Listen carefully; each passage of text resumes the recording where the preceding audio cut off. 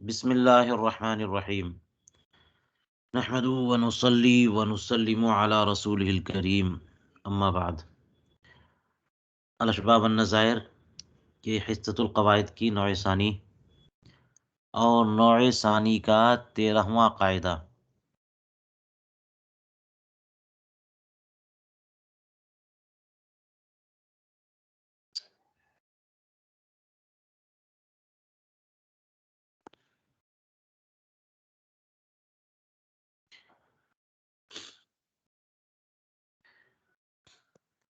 تیرہواں قاعدہ کیا ہے؟ فرماتے ہیں الفرض افضل من النفل الا فی مسائل۔ فرض نفل سے افضل ہے، اتنا ہی ہو گیا قاعدہ۔ فرض کو نفل پر فضیلت حاصل ہے، اور یہ بہت آسان سی بات ہے۔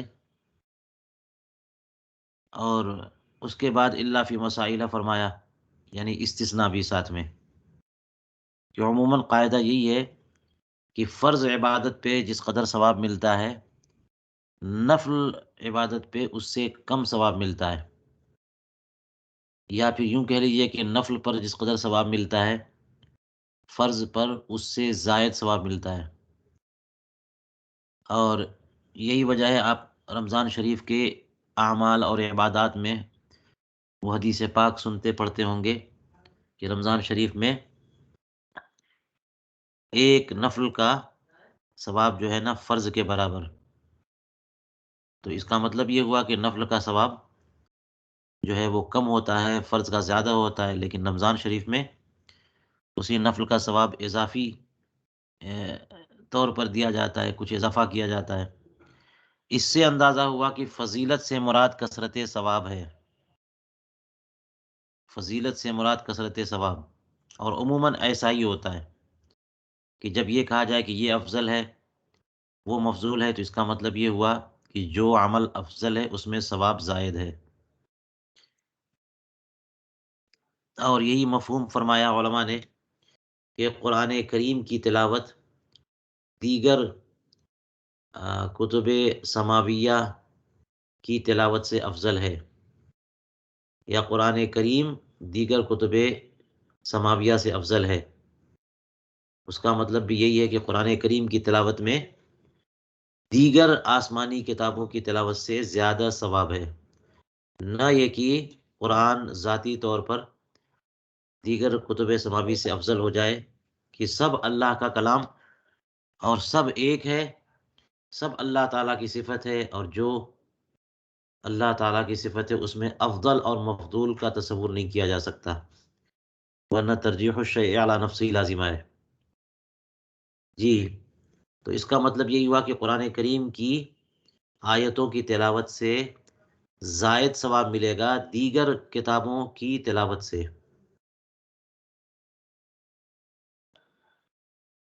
تو یہ تو بات ہو گئی، جیسا کہ وہ حدیث قدسی آپ حضرات بار بار پڑھتے ہوں گے، جو حدیث پاک اولیاء کرام کی فضیلت میں بیان کی جاتی ہے، کہ رسول کریم علیہ الصلاۃ والسلام کا ارشاد گرامی ہے کہ اللہ تبارک و تعالیٰ کا ارشاد ہے کہ بندہ سب سے زیادہ مجھ سے قریب فرض کے ذریعے ہوتا ہے، اور پھر فرمایا کہ نوافل کے ذریعے بھی میرا قرب حاصل کرتا رہتا ہے، یہاں تک کہ میں اس کی آنکھ بن جاتا ہوں جس سے وہ دیکھتا ہے، میں اس کی کان بن جاتا ہوں جس سے وہ سنتا ہے، الی آخر الحدیث۔ وہاں صاف فرض اور نفل کا تقابل بتایا گیا کہ نفل سے بھی بارگاہ الہی کا تقرب حاصل ہوتا ہے، اور فرض سے جو قرب حاصل ہوتا ہے وہ زیادہ ہے۔ چلیے، فرض نفل سے افضل ہے الا فی مسائل، مگر چند مسائل مستثنا ہیں، اور یہاں 3 مسئلے بتائے ہیں۔ الاولی، پہلا مسئلہ کیا ہے؟ ابراء المعسر مندوب افضل من انظارہ الواجب۔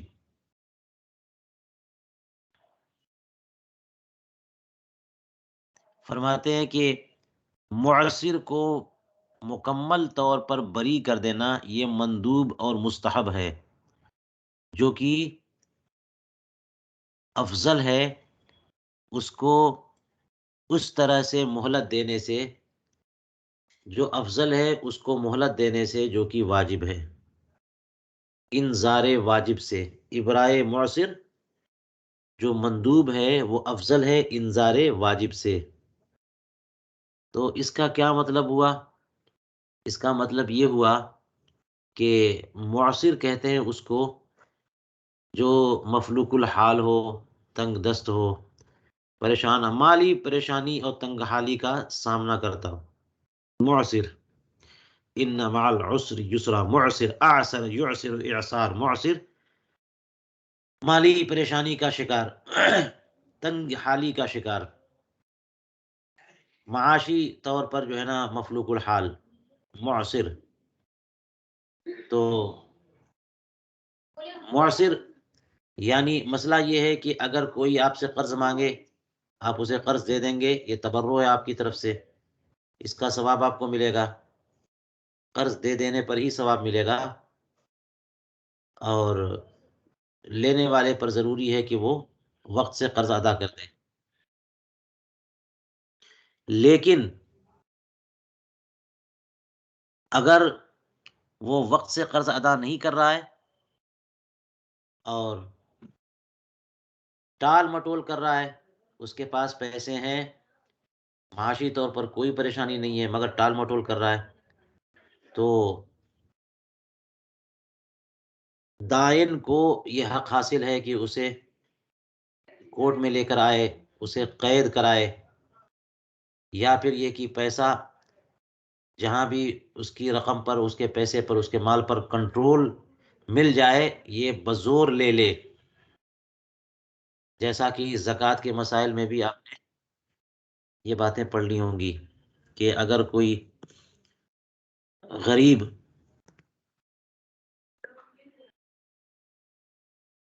آپ کا قرض دار ہے اور آپ اسے زکوٰۃ دینا چاہتے ہیں تو زکوٰۃ دے دیں، اس کو قبضہ دے کر کے پھر جبراً بھی اس کے ہاتھ سے چھین سکتے ہیں۔ تو جبراً چھیننا یہ تو ہوا کہ اس کے پاس پیسے ہیں اور پھر بھی وہ نہیں دے رہا ہے، تو پیسے تو آپ کے ہیں اور وہ نہیں دے رہا ہے، اس لیے آپ سے بالکل بزور پیسے لے سکتے ہیں۔ لیکن اگر وہ معسر ہے تو، اگر تنگ دست ہے تو وہ دے ہی نہیں سکتا۔ تو اب دو باتیں ہیں، ایک تو یہ کہ انذار، اور دوسرا ہے ابراء۔ انذار کہتے ہیں مہلت دینے کو۔ قرآن کریم نے ارشاد فرمایا، سورہ بقرہ میں دیکھ لیجئے، دین کے لین دین کے بارے میں کتنی تفصیلات ارشاد فرمائی، اور اس کے بعد جب ربا کے احکام بیان فرمائے، وہاں پر اللہ تبارک و تعالیٰ نے کیا ارشاد فرمایا، دیکھ لیجئے یہاں پر، یہ ہے یا ایھا الذین آمنوا اتقوا اللہ وذروا ما بقی من الربا ان کنتم مؤمنین فإن لم تفعلوا فأذنوا بحرب من اللہ ورسولہ۔ لیکن یہاں دیکھیے وَإِن تُبْتُمْ فَلَكُمْ رُءُوسُ أَمْوَالِكُمْ، تو ربا تو چھوڑ ہی دینا ہے، سب حرام ہے، چھوڑ دو بالکل، اور اس سے باز آ جاؤ، توبہ کر لو گے تو تمہارا اپنا کیپٹل محفوظ رہے گا۔ رؤوس المال، راس المال لے لو، جتنے پیسے تم نے بطور قرض دیے تھے وہ لے لو۔ لا تظلمون ولا تظلمون، نہ تم ظلم کرو نہ تم پر ظلم کیا جائے، یعنی ایسا نہیں ہے کہ تم جو مال دے رہے ہو اس پر اضافی 10%، 5% وہ لو، وہ تمہارا ظلم ہوگا۔ راس المال واپس لے لو، زائد چھوڑ دو تاکہ تمہارا ظلم نہ ہو، اور راس المال لے سکتے ہو تاکہ تم پر ظلم نہ ہو، کہ جو پیسے تم نے دیے تھے وہ بھی تمہارے گئے، ڈوب گئے، ایسا بھی نہ ہو۔ یہاں دیکھیے اللہ تعالیٰ نے ارشاد فرمایا وَإِن كَانَ ذُو عُسْرَةٍ فَنَظِرَةٌ إِلَىٰ مَيْسَرَةٍ، اگر بندہ ذو عسرہ ہے تو میسرہ تک کی مہلت دینی ہے۔ یہ آیت کریمہ بتاتی ہے کہ فَنَظِرَةٌ یہ متعین ہے، نظرہ کا معنی مہلت دینا، میسرہ کا معنی جب تک کشائش اور خوشحالی نہ آ جائے، یہ متعین ہے کہ جس کو تم نے سودی قرضہ دیا تھا اس سے تم واپس لے سکتے ہو، اپنی رقم واپس لے سکتے ہو، لیکن وہ اگر تنگ حالی کا شکار ہے تو تم پر واجب ہے کہ تم اسے مہلت دو، وقت دو۔ کب تک وقت دو؟ اس وقت تک کہ اس پر اس کے لیے پیسہ ادا کرنا آسان ہو جائے، خوشحالی آ جائے۔ یہ ہے انذار واجب۔ فَنَاظِرَةٌ إِلَىٰ مَيْسَرَةٍ، قرآن کریم نے جس انداز سے بیان کیا ہے، فقہاء کرام فرماتے ہیں کہ اس سے سمجھ میں آیا کہ نظرہ یعنی انذار واجب ہے، کیونکہ اس کو متعین فرما دیا نا۔ تحریض کے بجائے اسلوب جو ہے تعین والا ہے۔ تحریض فرمائی آگے، فرماتے وَأَن تَصَدَّقُوا خَيْرٌ لَكُمْ إِن كُنتُمْ تَعْلَمُونَ، اور یہ کہ تم صدقہ ہی کر دو یہ تمہارے لیے بہتر ہے اگر تمہیں علم ہے۔ تو یہ ہے تصدقو، صدقہ کرنا، یعنی پوری رقم معاف کر دینا۔ جو کچھ تم نے قرض میں دیا تھا اور سود کے طور پہ دیا تھا تو اپنا پورا کیپٹل ہی معاف کر دو۔ یہ ہے ابراء۔ اور اس کو کہا گیا کہ یہ کہ تم صدقہ ہی کر دو یہ تمہارے لیے بہتر ہے۔ تو یہ دیکھیے تحریض ہے، اس کا مطلب یہ ہوا کہ صدقہ کر دینا یہ بہتر ہے، مندوب ہے، اور انذار واجب ہے۔ اگر بندہ تنگ حال ہے تو اسے ٹائم دینا واجب ہے، اور پورا دین ہی معاف کر دینا یہ مستحب ہے۔ بات سمجھ میں آ گئی؟ تو یہاں پہ فرمائے ابراء المعسر مندوب افضل من انذار الواجب۔ تو انذار تو واجب ہے، ابراء المعسر مندوب ہے، لیکن یہاں پر ابراء المعسر جو کہ مندوب ہے وہ انذار واجب سے افضل ہے۔ دیکھ لیا آپ نے، جو واجب ہوتا ہے اسے فضیلت حاصل ہوتی ہے مستحب پر، لیکن یہاں ایک مثال ایسی ہے کہ جو چیز مستحب ہے وہ واجب پر فضیلت رکھ رہی ہے، کہ آپ کو مہلت دینی ہے ایسے قرض دار کو جس کے پاس ابھی پیسے نہیں ہیں اور وہ ابھی ادا نہیں کر سکتا۔ یہ جو آپ مہلت دیں گے نا یہ آپ کے اوپر واجب ہے، اس میں بھی آپ کو ثواب ملے گا، لیکن پوری رقم ہی معاف کر دیجئے، پورا قرض ہی معاف کر دیں، اپنا کیپٹل ہی چھوڑ دیں، تو یہ تو مستحب ہے، آپ کے اوپر کوئی واجب نہیں ہے، لیکن اس میں اس سے زیادہ فضیلت ہے۔ جی، اگر کسی نسخے میں مندوب کے بجائے المندوب ہو تو وہ زیادہ واضح لگتا ہے، اور نہیں بھی ہے تو بات بن جائے گی ابراء المعسر مبتدا مندوب خبر، اور مبتدا خبر مل کر کے پھر مبتدا ہو گیا، اور پھر افضل من انذار الواجب یہ خبر ہے۔ چلیے، 13ویں قاعدے سے ایک اور استثناء، الثانیہ، دوسرا استثناء، الابتداء بالسلام سنت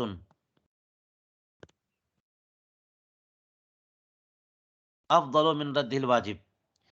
سلام پہلے کرنا یہ سنت ہے، اور یہ سنت سلام کے جواب دینے سے افضل ہے جو کہ واجب ہے۔ آپ دیکھ لیجئے، آپ کو یہ مسئلہ بہت آسان ہے۔ اللہ سبحانہ و تعالیٰ نے قرآن پاک میں ارشاد فرمایا فَإِذَا حُيِّيتُم بِتَحِيَّةٍ فَحَيُّوا بِأَحْسَنَ مِنْهَا أَوْ مِثْلَهَا أَوْ رُدُّوهَا۔ جی، اور رسول کریم علیہ الصلوۃ والسلام نے تو ارشاد فرمایا ہوا ہے کہ جو ہے وہ چند چیزیں ایک مسلمان کا حق ہے، اس میں یہی ہے کہ اس سے ملاقات ہو تو سلام کرے۔ تو سلام کرنا یہ سنت ہے۔ اللہ تبارک و تعالیٰ نے جو حکم دیا ہے وہ سلام کرنے کا نہیں بلکہ جواب دینے کا، اور امر اگر کوئی قرینہ صارفہ نہ ہو تو وجوب پر دلالت کرتا ہے۔ اللہ تعالیٰ نے ارشاد فرمایا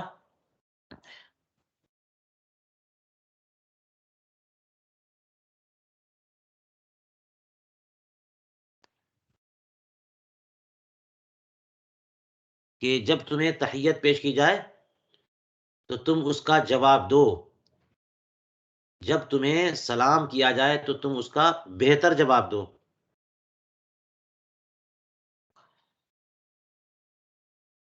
جی، تو دیکھ لیجئے، یا پھر یہ کہ ویسا ہی جواب دے دو۔ اللہ تعالیٰ کا چونکہ حکم ہو گیا تو سلام کا جواب دینا واجب ہو گیا، اور سلام سے آغاز کرنا یعنی پہلے سلام کرنا یہ واجب نہیں ہے، سلام کوئی کر دے اس کا جواب دینا واجب ہے، خود سلام کرنا یہ واجب نہیں ہے، سنت ہے۔ یہ ایک مثال ہے کہ جو عمل سنت ہے وہ زیادہ فضیلت رکھتا ہے اس عمل پر جو عمل واجب ہے، اس میں سلام، اس میں ثواب زیادہ ہے۔ یہاں پر علامہ حموی نے کچھ مزید باتیں ارشاد فرمائی ہیں،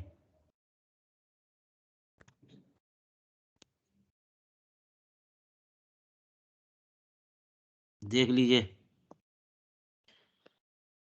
یہاں پر انہوں نے اختلاف ذکر کر دیا کہ ایسا نہیں ہے کہ سب کا اس پر اتفاق ہے۔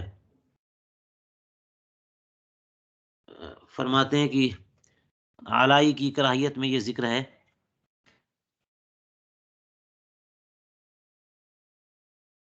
کہ اجر السلام اکثر، دیکھ لیجئے انہوں نے کیا کہا کہ سلام کرنے کا ثواب زیادہ ہے، جواب دینے کا نہیں، سلام کرنے کا ثواب زیادہ ہے، کیونکہ حدیث پاک ہے للبادی من الثواب عشرہ وللراد واحد، سلام شروع کرنے یعنی پہلے سلام کرنے والے کو 10 ثواب ہے، اور جواب دینے والے کو ایک ہے، ایک ثواب ہے۔ اور دوسرا قول یہ ہے کہ اجر الراد اکثر، کہ راد کو زیادہ ثواب ملے گا جواب دینے والے کو، لأنه فرض۔ دیکھ لیا آپ نے، یہ اختلافی مسئلہ ہے، لیکن بہرحال ترجیح اسی کو حاصل ہے جو انہوں نے بیان کیا کہ ابتدا بالسلام سنت جو ہے وہ رد السلام جو واجب ہے اس سے زیادہ فضیلت رکھتا ہے۔ چلیے،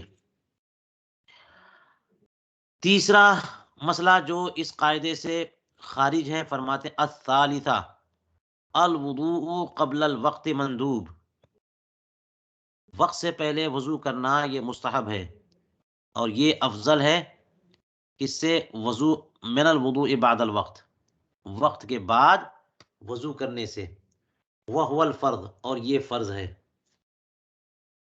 اس پر یعنی اصل مسئلہ تو یہ ہے کہ وضو سے پہلے پہلے نہیں، نماز کا وقت ہونے سے پہلے پہلے وضو کر لینا یہ مستحب ہے، یہ فقہائے کرام نے اپنی کتابوں میں لکھا ہے، یہ مسارعت الی الخیر کی دلیل ہے۔ مغرب کا وقت ہونا ہے اس لیے آپ پہلے سے وضو کر لیں تاکہ اس میں تاخیر نہ ہو نماز مغرب میں، یہ مندوب ہے، مستحب ہے کہ وقت سے پہلے پہلے وضو کر لینا، ابھی وقت ہوا نہیں اور وضو کر لینا یہ مستحب ہے، کیونکہ مسارعت الی الخیر کی پر عمل ہے، اور یہ بندہ جو ہے نا پہلے سے وضو کر کے یہ بتاتا ہے کہ پہلے سے وہ آمادہ ہے، الرٹ ہے، اور ہمیشہ وقت سے پہلے تیار رہنا یہ بہتر ہی ہوتا ہے۔ اور وقت ہو جائے اس کے بعد، وقت کے بعد سے مراد یہ نہیں کہ وقت ختم ہو جائے، بلکہ وقت سے کے بعد سے مراد جب وقت ہو چکا اب اس کے بعد وضو کرنا یہ فرض ہے، وہ الفرض۔ تو وقت سے پہلے وضو کرنا جو کہ مستحب ہے، وقت کے بعد وضو کرنا جو کہ فرض ہے، تو وہ اس سے افضل ہے، یعنی اس میں ثواب اس کے مقابل زائد ہے۔ اس پر علامہ حموی نے اور دیگر فقہا نے یہ فرمایا کہ یہ کون سی بات ہو گئی کہ وقت کے بعد وضو کرنا فرض ہو جائے، مطلقاً یہ فرض تو نہیں ہے، بلکہ دیکھ لیجئے جب ظہر کا وقت ہو جاتا ہے مثال کے طور پر تو گنجائش تو ہوتی ہے کہ آدمی تاخیر کر سکے، فوراً جیسے ہی وقت ہوا فوراً نماز پڑھنا یہ فرض نہیں ہے، حالانکہ جب بھی نماز پڑھے گا ظہر کے وقت میں وہ نماز فرض ہی ہوگی، تو نماز تو فرض ہے لیکن فوری پڑھ لینا یہ فرض نہیں ہے، تاخیر کی گنجائش ہوتی ہے جی۔ اور یہ تاخیر کی گنجائش کس قدر ہوتی ہے، مستحب اوقات کے بیان میں آپ کو اس کی تفصیل مل جائے گی، لیکن جب وقت گزرتا چلا جائے یہاں تک کہ اتنی تنگی ہو جائے کہ صرف اتنا وقت باقی رہ گیا ہے کہ آپ کسی طرح سے بقدر فرض وضو کریں اور 4 رکعت فرض ادا کر سکیں، اتنا ہی وقت رہ گیا، اس کے بعد وقت نکل جائے گا، اس وقت وضو کرنا فرض ہو جاتا ہے۔ ایسے ہی وقت میں کہتے ہیں کہ نوافل پڑھنا، دوسرے اذکار کرنا، دیگر اعمال میں مشغول ہونا، یہ سب کے سب حرام ہو گیا۔ کیوں؟ اس لیے کہ وہ اذکار بذات خود حرام نہیں ہے، لیکن ان میں اشتغال ہوا تو فرض نماز کو چھوڑنا لازم آئے گا، یہ ترک لازم آئے گا۔ اس لیے فرمایا کہ جب صرف 4-5 ہی منٹ رہ گئے اور اب بھی بندہ وضو نہیں کر رہا ہے اور اب بھی نماز شروع نہیں کر رہا ہے، تو اس کا مطلب یہ حرام کام کر رہا ہے۔ اس وقت فرض ہے، جیسے ہی وقت داخل ہو جاتا ہے اس وقت فرض نہیں ہوتا۔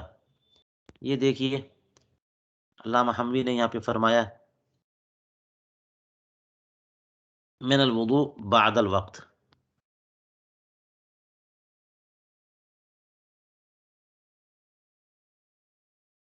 وهو الفرض، فرماتے فإن الوضوء لا يفترض بعد دخول الوقت، وضو فرض تو نہیں ہوتا وقت داخل ہونے کے بعد، ما دام فی الوقت ساعتن، جب تک جو ہے، ما دام فی الوقت ساعتن، جب تک وقت میں گنجائش ہے، فلیتعمل، وقت میں گنجائش ہے تو فرض نہیں ہے، ابھی بھی مستحب ہی ہے، اور جب وقت بالکل تنگ ہو جائے تو پھر فرض ہوتا ہے۔ یہ صحیح بات ہے، یہ اضافہ ہے۔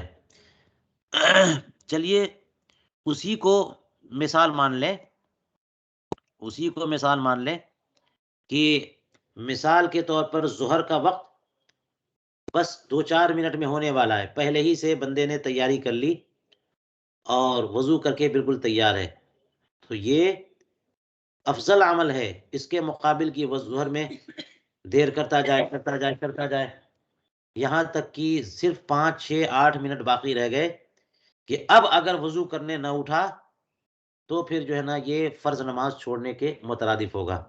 اس وقت وضو کرنا فرض ہے، تو اس وقت جو وضو کرنا فرض ہے اس کے مقابل جو وقت سے پہلے وضو کیا تھا جو کہ مستحب ہے، اس مستحب میں زیادہ فضیلت ہے اس فرض وضو کے مقابل۔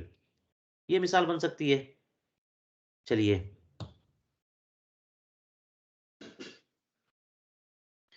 یہاں پر ایک بات ذہن میں آتی ہے کہ ہاں، عام طور پر انہوں نے یہ بتایا کہ فضیلت کا مطلب یہ ہوا کثرت ثواب، تو نفل میں کبھی کبھی یہ 3 مثالیں یہاں پر ہیں جو قاعدے سے خارج ہیں، اس کا مطلب یہ ہوا کہ نفل میں ثواب زیادہ ہے،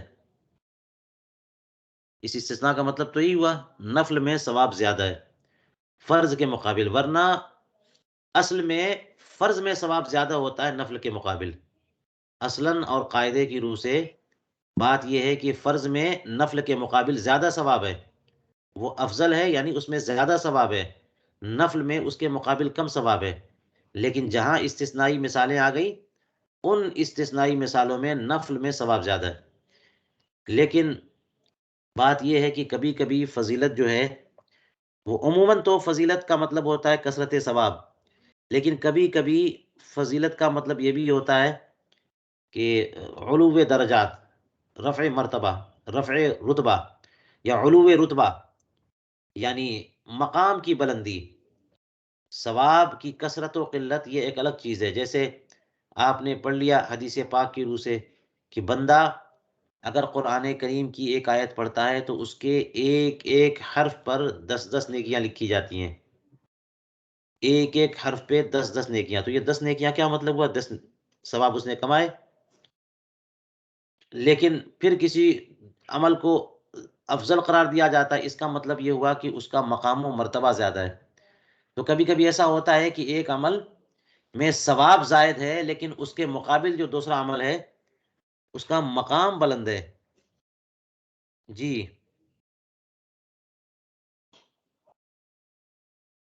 یہ ایسا ہو سکتا ہے، مثال کے طور پر یہ دیکھ لیجئے، سمجھ کے لیے کہہ رہا ہوں، تفہیم کے لیے میں بتا رہا ہوں کہ یہ حدیث پاک میں ہے کہ بندہ جماعت سے نماز پڑھتا ہے تو تنہا نماز پر اس کی نماز 25 گنا زیادہ فضیلت رکھتی ہے، پھر یہ کہ مسجد میں حاضر ہو کر کے نماز پڑھتا ہے اس کو الگ فضیلت حاصل ہے، اور جس قدر قدم اٹھاتا جائے گا وضو کر کے مسجد کی طرف ہر قدم پر اسے نیکیاں لکھی جاتی ہیں، گناہ مٹائے جاتے ہیں۔ اس میں مرد و عورت کا کوئی فرق نہیں کیا گیا۔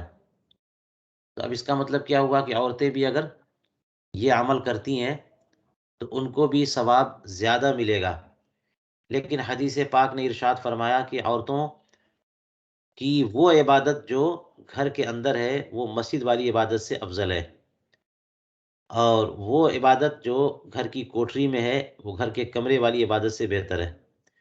اس سے اندازہ ہو گیا کہ اگر وہ جماعت میں جاتی ہیں یا وضو کر کے مسجد میں جاتی ہیں تو ان کو وہ ثواب تو ملے گا، لیکن وہ ثواب کے یونٹس ہوں گے کہ اتنی نیکیاں ملتی جا رہی ہیں، لیکن فضیلت اس کو ہوگی کہ وہ وہاں نہ جائے، مسجد نہ حاضر ہو، اور گھر کی اندھیاریوں میں نماز پڑھے۔ اس میں جو ثواب ملے گا اس کا مرتبہ اور مقام بڑا ہوگا۔ اس طرح سے بہت سی مثالیں آپ کو مل جائیں گی کہ ایک عمل میں ایک فضیلت ہے اور ثواب کثیر ہے، لیکن دوسرے عمل میں اتنے ثواب تو نہیں ہے لیکن اس کے مقامات بلند ہیں۔ جی چلیے، اس پر جو ہے نا اس کا درس میں ختم کرتا ہوں۔ کسی کا کوئی سوال ہو تو بتائیے۔